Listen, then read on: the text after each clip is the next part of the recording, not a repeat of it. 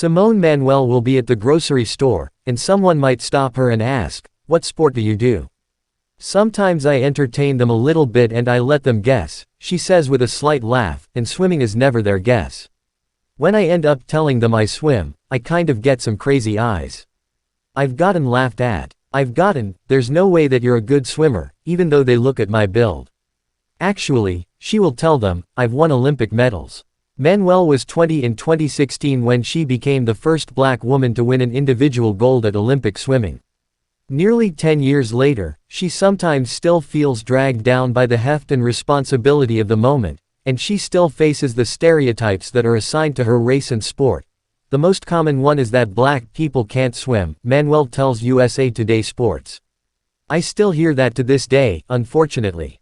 I've gotten comments from the black community as well that we can't swim."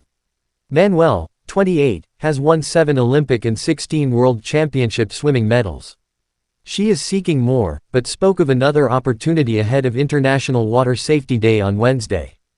In 2023, Manuel launched the Simone Manuel Foundation, with a goal of increasing opportunities in water safety in communities of color. It's about bringing swimming into spaces where people may not feel like they're welcome, or they may not even feel like it's an avenue for them to pursue, she says.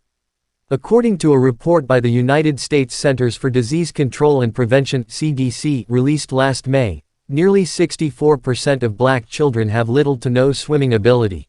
The statistic is decades in the making, reflecting America's long history of racial intolerance at pools that conflicted a little girl in Sugar Land, Texas.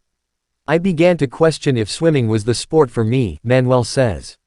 She shared how getting her mind around her identity within her sports was a process filled with doubt. But she has acquired lessons from an often excruciating athletic journey that might help parents and young athletes. Questions and responses are edited for length and clarity. Validating emotions can build a stronger athlete. Manuel tried other sports, but something came alive inside of her when she got in the pool.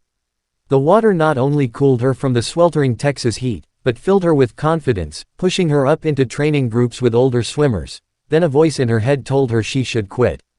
Sharon and Mark Manuel helped their daughter understand what she was hearing.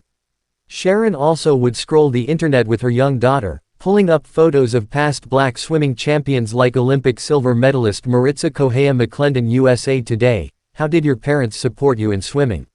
Simone Manuel, I think the biggest tangible thing was just continuing to allow me to be authentically myself, to continue to validate my experiences as a black woman in this sport. Being one of a few is a really tough journey, and I know that as parents, they dealt with their own experiences and they were able to recognize that my journey was gonna be unlike other swimmers, just because of, unfortunately,